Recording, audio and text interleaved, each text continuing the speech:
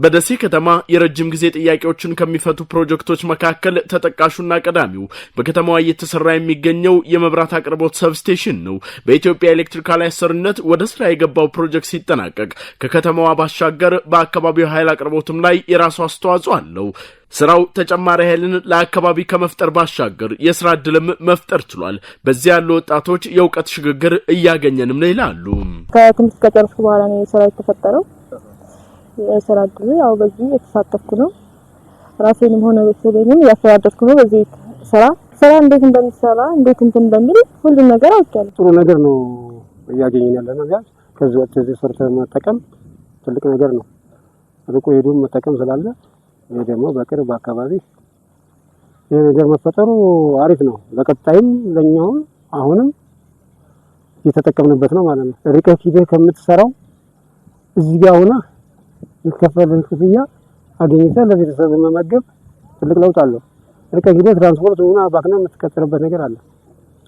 እዚህ ደግሞ በቅርብ አካባቢ ላይ ሆነ ደግሞ የሚከፈለን ክፍያ ባለው እንትን ተጠቀማለህ ቤተሰብን ትመራበታለህ። የኢትዮጵያ ኤሌክትሪክ ኃይል ስራውን በዚህ ዓመት ለመጨረስ በርካታ ተግባራትን በመከወን ላይ የሚገኝ ሲሆን ሰብስቴሽኑ ለአገልግሎት በቅቶ በርካቶች እንዲጠቀሙበት ለማድረግ ዛሬም ስራዎች ቀጥለዋል። ደሴ ባለ 230 ኪሎ ቮልት የማከፋፈያ ጣቢያ ግንባታ ነው። ትልቅ ፕሮጀክት ነው። ይህ ፕሮጀክት ሲጠናቀቅ ለደሴና አካባቢው ከፍተኛ የሆነ ኤሌክትሪክ አገልግሎት ይሰጣል። ለተለያዩ ኢንቨስትመንቶች ለተለያዩ ፋብሪካዎች አገልግሎት ይሆናል እና ለደሴና ደሴ ዙሪያ ላሉ አካባቢዎች ኤሌክትሪክ አቅርቦት ይሰጣል ማለት ነው። የሰብስቴሽን ግንባታው ከደሴ ከተማ አልፎ በአካባቢው በ100 ኪሎ ሜትር ራዲየስ ለሚገኙ አካባቢዎች የኃይል አቅርቦትን ከማሻሻል ባለፈ ከፍተኛ የኤሌክትሪክ ኃይል ለሚጠይቀው የኢንቨስትመንት ዘርፍም ቢሆን ተጨማሪ አቅም የሚፈጥር ይሆናል።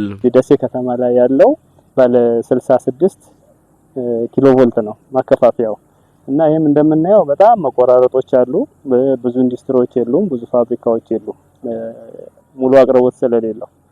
አሁን ግን ይሄ ፕሮጀክት በሚጠናቀቅበት ሰዓት ከ66 ወደ 230 ኬቪ ነው የሚያድገው። ያኔ መቆራረጡንም ያጠፋዋል።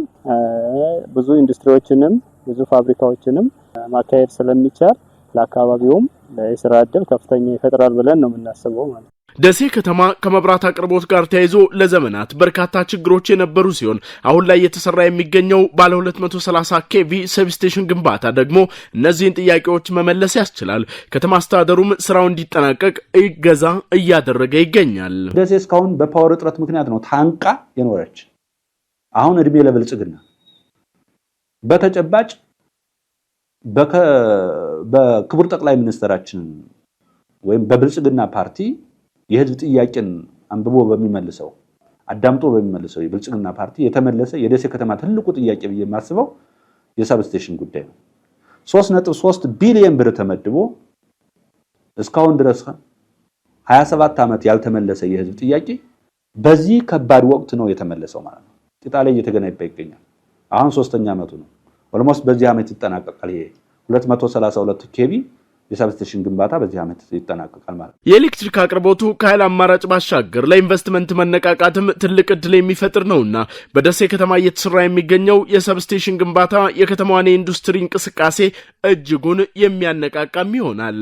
የተጠናቆ ስራ ሲጀምር አይደለም ሆቴሎቻችን እዚህ ከተማ ውስጥ ያሉ የቢዝነስ ሴንተሮቻችን ብቻ ሳይሆን አምራች ኢንዱስትሪ ደሴ ላይ በየአካባቢው የሚፈስበት ሁኔታ በጣም እድሉ ሰፊ እድል ነው ያለው። ይሄ አምራች ኢንዱስትሪ እየሰፋ ሲሄድ የከተማችን የስራ ዕድል ፈጠራ በዛ ገብቶ የሚሰራው የወጣቱን የስራ ዕድል የማስፋት እድሉ እጅግ በጣም ሰፊ ነው። ያ ብቻ አይደለም፣ የፋብሪካ ውጤቶቹ ደግሞ መልሰው ለገበያው ማረጋጋት እዚሁ ከተማው ላይ በጣም ትልቅ አስተዋጽኦ ነው ያላቸው። ስለዚህ አሁን ከተማችን የእድገት አቅጣጫ በጥሩ ትራክ ላይ እንደሆነ ያሳያል።